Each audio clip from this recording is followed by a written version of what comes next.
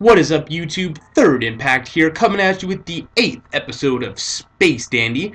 Now, this episode was directed and written by Hiroshi Shimizu and Keiko Nobumoto. Sorry, I don't know what I was thinking there.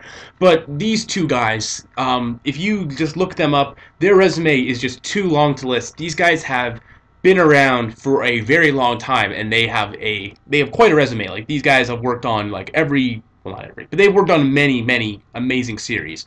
So it's kind of weird. If I had seen that these guys were behind this episode beforehand, I wouldn't have expected it to be the kind of episode it was. Going off of the preview from last week, we're told that we're going to be getting an unexpectedly sad episode. And I don't think that the episode itself was necessarily sad. It certainly had a sad part, mainly the first half. And that was because the crew landed on this scrap planet and discovered this dog, this old dog, and eventually they could communicate with it, or her, I should say. I was discriminatory or something of dogs. It was female. So, yeah, they befriended this dog, Pup, and she's really on her last legs. It's kind of sad. Meow is a cat, so we're a Beetlejuicean, but the fact that he's a cat and she's a dog kind of sets up some animosity there, and he's not really all that into to Pup.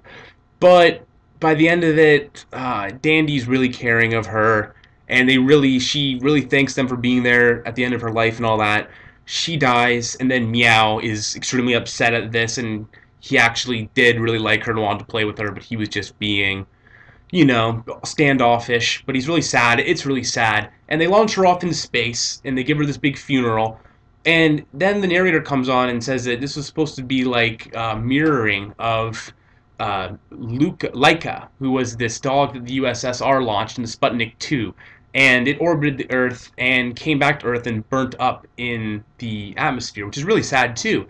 And they were trying to make like the comparison and say, oh, well, maybe this dog was Laika, maybe she survived somehow. But that was all just really sad. And even the narrator started crying when he explained that. And I wasn't sure if they were like supposed to like just represent how like sad that situation was, or how lonely that dog might have been up in space, or if they were just kind of making an interesting reference there. But it was kind of sad, like thinking about the fact that that happened in real life. Poor dog. And it was sad in the episode. But the episode in its entirety wasn't necessarily sad. It got funny afterwards. There was these two fleas that were on Pup, or Laika, and they went on to Meow, went into the ship, and they can control machinery. And they're these rare aliens, but they're also very hard to capture. But they want to get them and register them. But they infest QT, and QT goes crazy for a little bit, and eventually they're killed by accident, and the planet starts to be destroyed because they were the things that were stabilizing it. It was like a machine planet. So again, we get like, oh, here we go, Space Dandy, big catastrophic event at the end. But it was actually really funny, and instead of an explosion this time, we got a black hole. And Dr. Gel was introduced at the beginning of the episode, with almost perfect timing. I was watching this with my friend, and as Space Dandy was warping out of there, he was like, so is Dr. Gel going to do anything this episode? As soon as Dandy's warping out, he warps in and is just face to face with a black hole. I forgot to mention him in last week's episode too. That was hilarious, how he entered the race and came up with like hyper speed and was about to make his big move, and then just blew up into a pillar like a complete idiot. It's like, oh my god, Dr. Gel. And then continuing that trend in this episode, he comes face to face with a black hole, and you're like, it's just really funny. That was just such a funny scene. And then he's like, fire the missiles, and they fire a bunch of missiles into the black hole. You're like, oh man, maybe this is gonna do something. No, absolutely nothing happens, and then they die. And it's like, okay, I really wonder.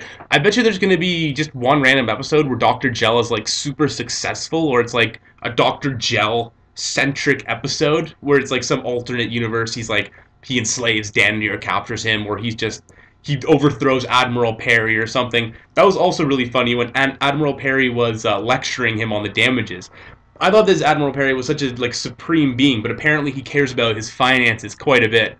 And I actually saw the dub for this one, and he said something about like, and you really think that you can be getting away with this sort of stuff in this economy? And I thought that was a really funny line. So, all in all, it was a funny episode of Space Dandy. It was good. It was great, as Space Dandy always is.